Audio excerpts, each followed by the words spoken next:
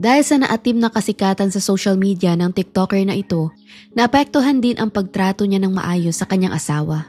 Kalauna naging malala pa ang kanyang pagka-controlling at pagka-possessive hanggang sa umabot na ito sa isang nakakalungkot na krimen. Magandang araw at welcome mga kakwentuhan. Sa mga taong mahilig sa mga true stories, true crime at kakaibang kwento, please subscribe and turn on ang notification bell para lagi kayong updated sa ating mga video. Simulan na natin ang kwento. Noong September 8, 2021, tumawag ang Pinay na si Ana Marie Abulaban sa 911 pagkatapos nila magkaroon ng bayolenteng pag-aaway ng kanyang mister na si Ali Abulaban. Isa itong sikat na TikToker na may maraming views at followers sa social media sa pamamagitan ng pag-i-impersonate ng iba't ibang movie character. Kaya habang nagre-report ang asawa niya ng pananakit sa 911, si Ali naman ay nagsimula ng live sa TikTok upang kutyain at ipahiya si Ana dahil daw sa pagsumbong nito sa kanya sa pulis. Has been taking narcotics? Is that why you're having the fight, or? Yeah. I'm still here. I'm waiting for someone to be assigned. Are you okay? Yeah, I'm okay. There's a woman I fell in love with. I dedicated 7 years of my life with. She doesn't still be in. Ating alamin kung paano nga ba umabot sa ganito ang sitwasyon ng mag-asawa at kung saan pahahantong ang lumalala nilang problema. Nagsimula bilang isang love story sa social media ang pagmamahalan nina Ana at Ali Abulaban. Pareho silang nakatira noon sa Okinawa, Japan nang una silang magkakilala, kung saan si Ali ay nakaistasyon doon bilang bahagi ng US Air Force habang si Ana naman ay nagtatrabaho sa isang bar. Nagmula ang dalaga sa Pilipinas at ito ay lumipat sa Japan para sumubok na makakuha ng mas magandang oportunidad. Sa unang pagtatagpo pa lamang ng dalawa, kinahumalingan na kaagad ni Ali ang likas na kagandahan at kabaitan ng Pinay. Gayon din naman ang naramdaman ng dalaga kung saan nagustuhan nito ang masayahin at nakakatawang personalidad ni Ali. Sa madaling salita, mabilis na nahulog ang loob nila sa isa't isa hanggang sa opisyal na silang naging magkasintahan.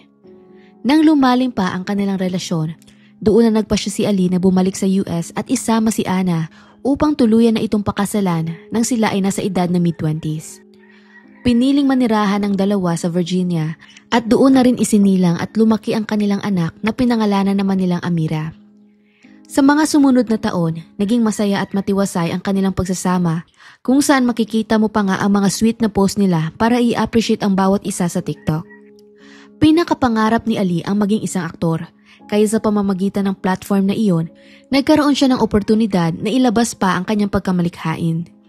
Taong 2019, sinimulan niya ang paggawa ng mga TikTok videos bilang palipasan lang ng oras. Pero kung papanoorin mo ang mga ito, masasabi mo namang sadya siyang magaling at talentado sa paggaya ng mga iba't ibang karakter sa TV. You guys aren't real. Are you kidding me? No, I'm serious. Nah, I'm real as Both of you guys are characters that I play. Naging supportive naman sa lahat ng ito si Ana na kalaunan sumali na din siya sa iba pang mga ginagawang videos ni Ali. Madalas mo silang makikitang nagsasaya at sweet sa isa't isa na para sa mga manonood, isa silang inspiring na couple na may ideal na relasyon.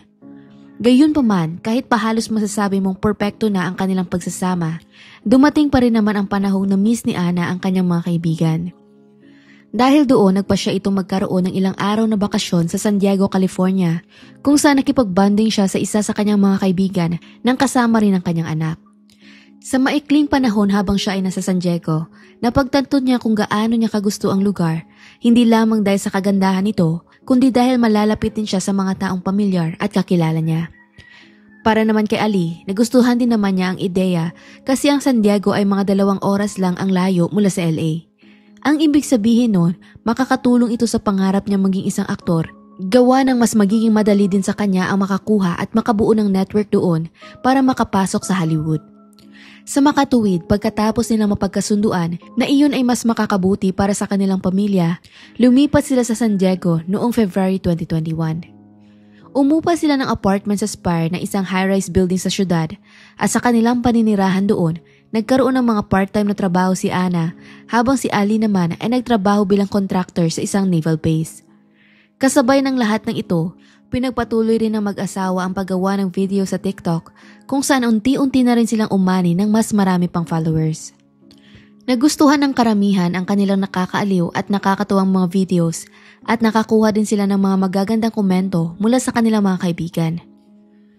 Habang nasa San Diego, parehong na-enjoy ng mag-asawa ang nightlife sa syudad at mas naging madalas rin ang paglabas nila na magkasama. Pero ang isang masamang bahagi lang nun, na-impluwensyahan din sila ng mga hindi magagandang bagay kagaya ng pag-eksperimento at paggamit ng iba't ibang klase ng droga. Ang cocaine ang masasabi mong pinakaumapekto kay Ali ng lubusan dahil unti-unti nitong binago ang kanyang ugali kung saan siya ay mas naging controlling at agresibo sa kanilang relasyon. Sa katunayan, ang karamihan sa mga pag-aaway at pagtatalo nila ay nakuhanan pa ng video kagaya na lamang nito. Give me my phone back. Ollie, give me my phone back. Marriott Marquise, that's the place you had the birthday. Yeah. Oh, so you're going? I'm not going. Luke's gonna be there. I told you we're going to a hotel. Yeah, Luke this is is not the after there. party, and Luke you're is going. not there. Yeah? Why do you think I can bring a kid? Yeah? Because nobody's there but girls, you stupid. Mula noon, mas lalo lamang lumala ang kondisyon ng isipan ni Ali at nagsimula na rin siya mag-isip na gumugugol na ng mas maraming oras si Ana sa kanyang mga kaibigan at inaawa niya rin ito kung ayaw ng Pinay na makipagtalik sa kanya.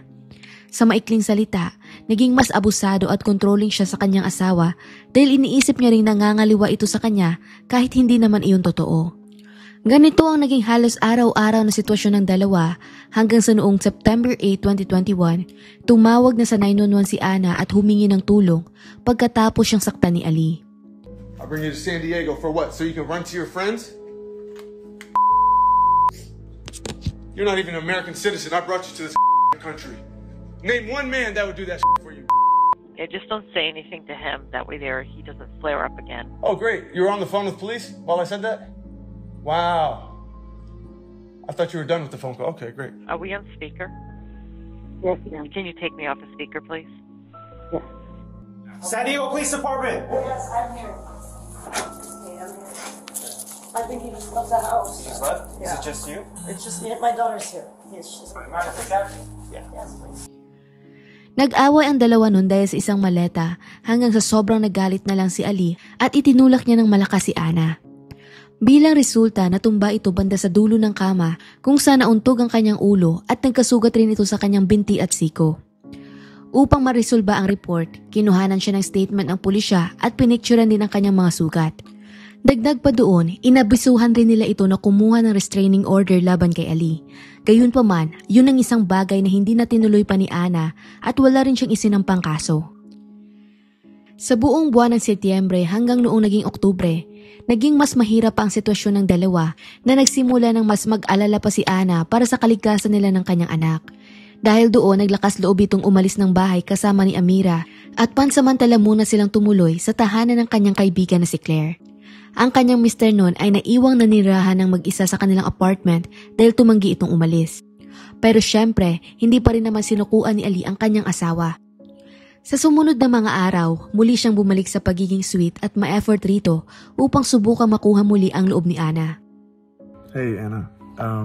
Just want to say good morning. Good morning to Amira.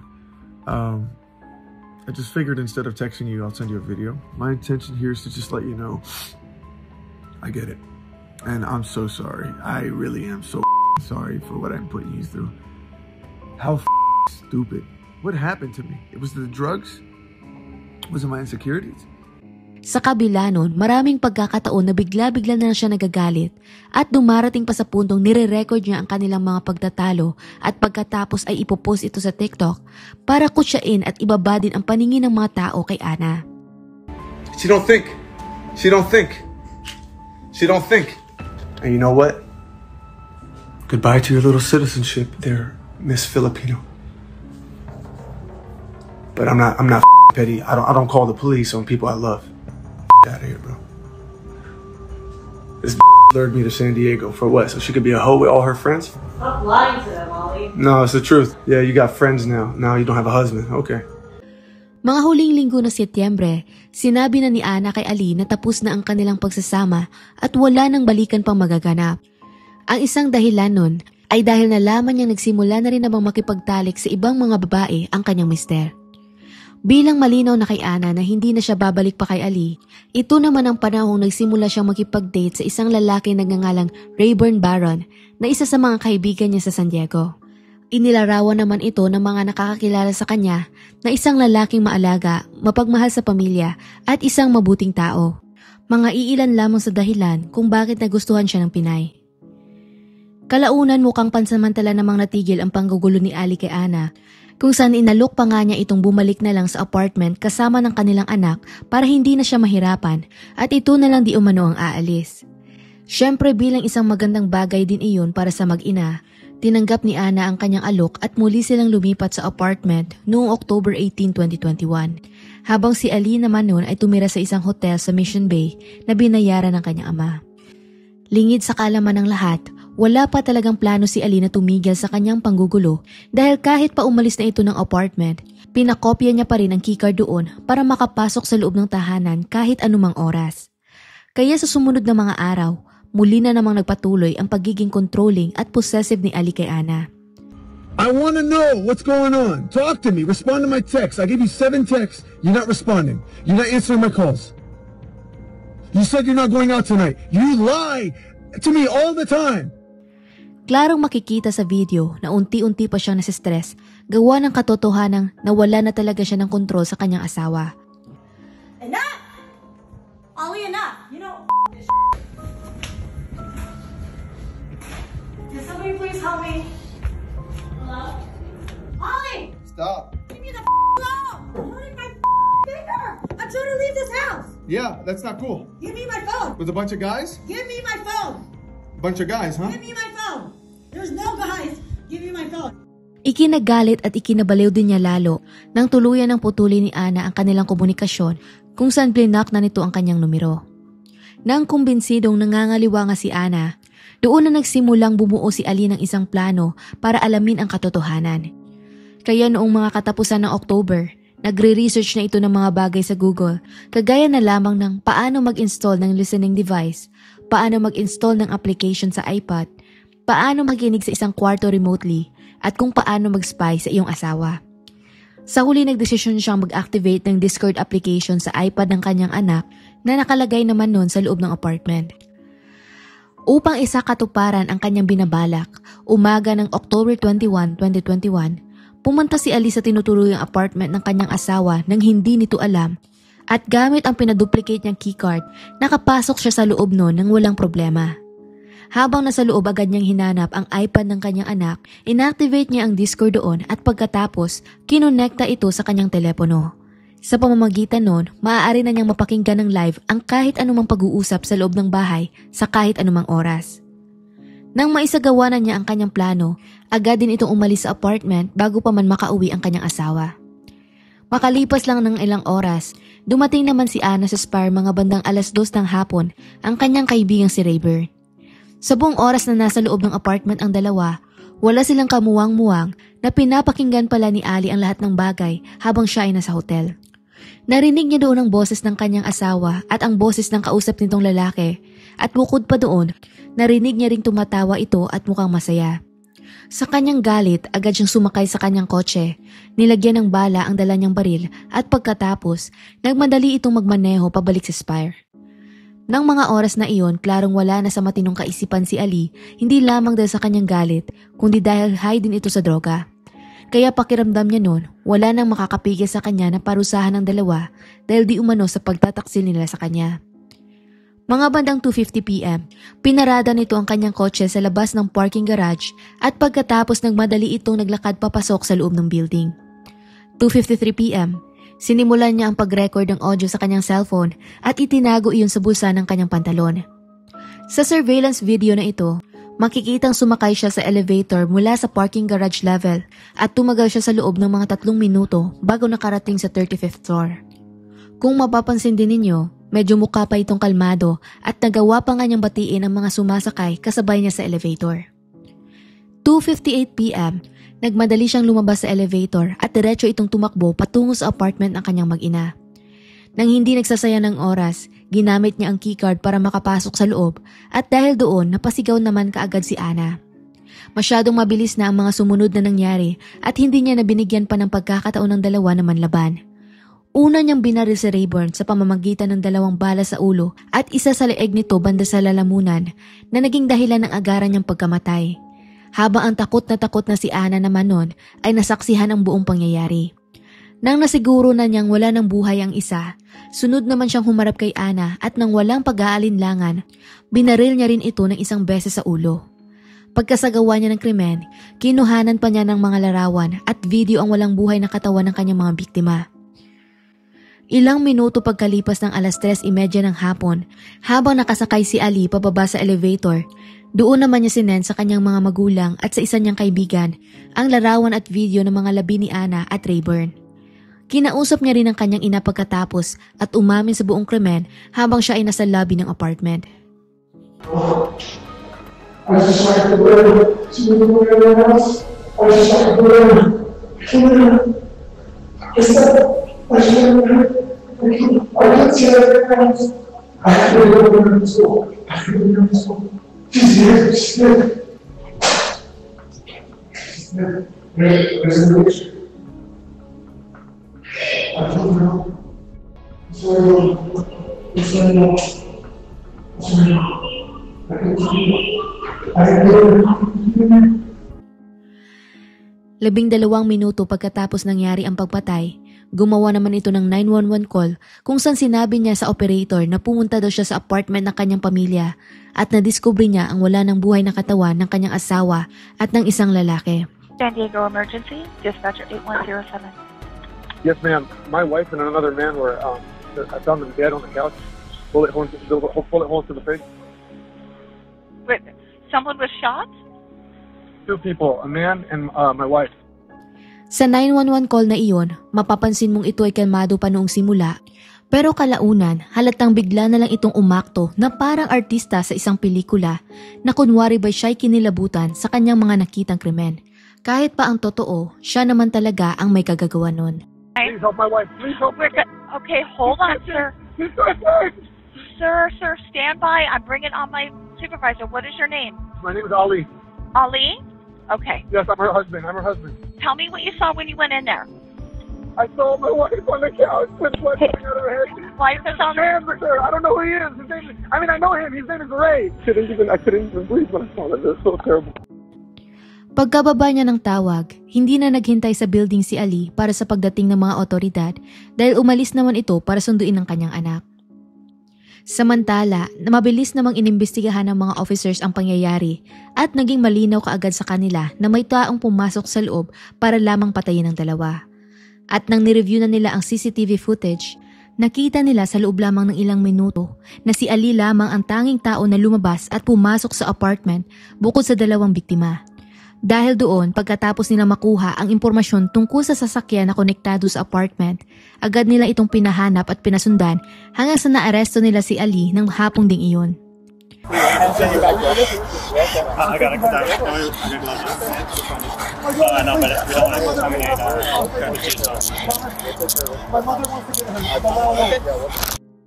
Nang puntong iyon, doon na rin niya sinabi sa kanyang anak na sinaktan niya ang mami nito at na mawawala daw siya ng matagal na panahon.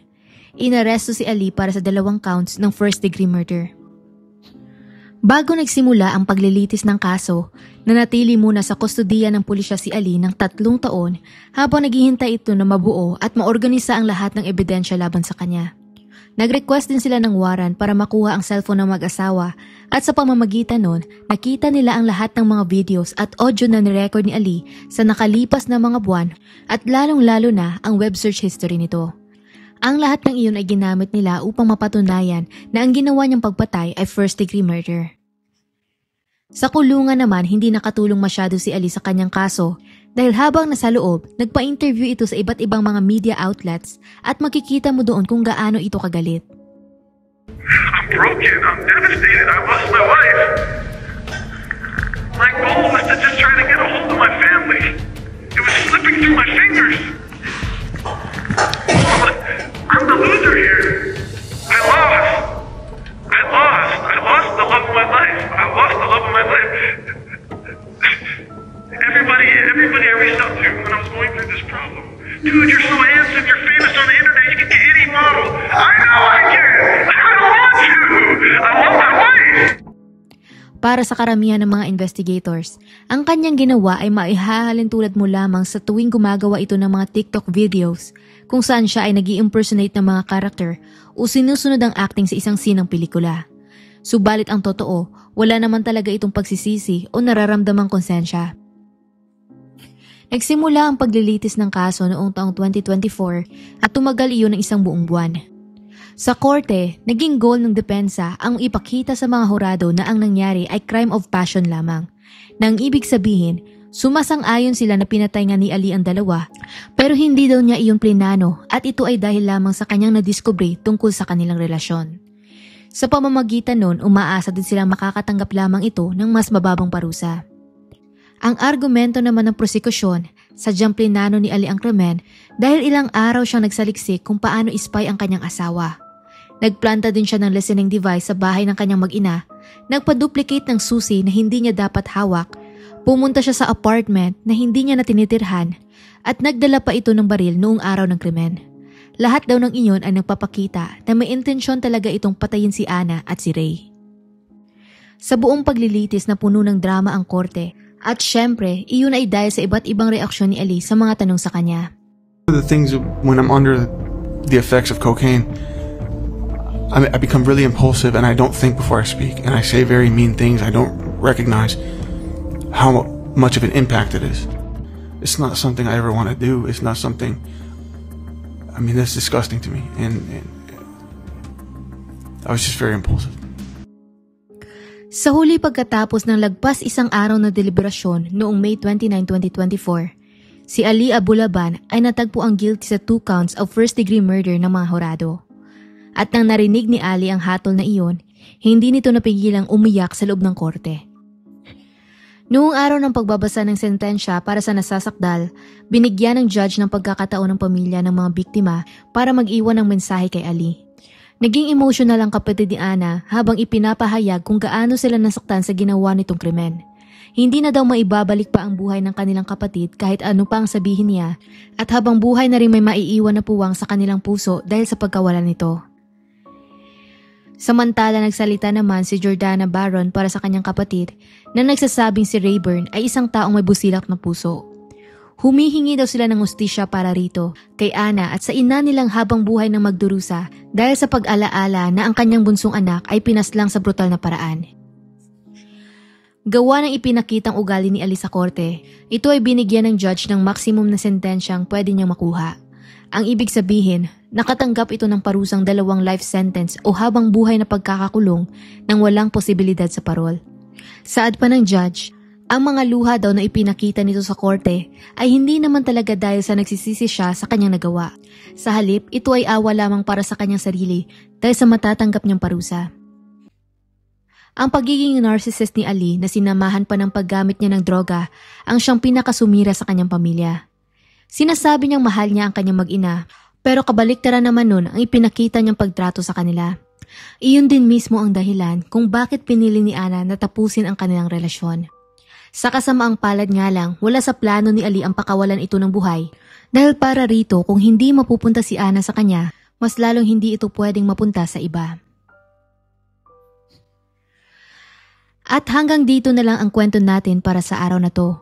Anong masasabi ninyo sa kaso? Kung nagustuhan nyo ang video na ito, maaari mong i-check ang ating channel para sa iba pang mga kwento. Muli salamat sa inyong pakikinig at hanggang sa susunod mga kakantuhan.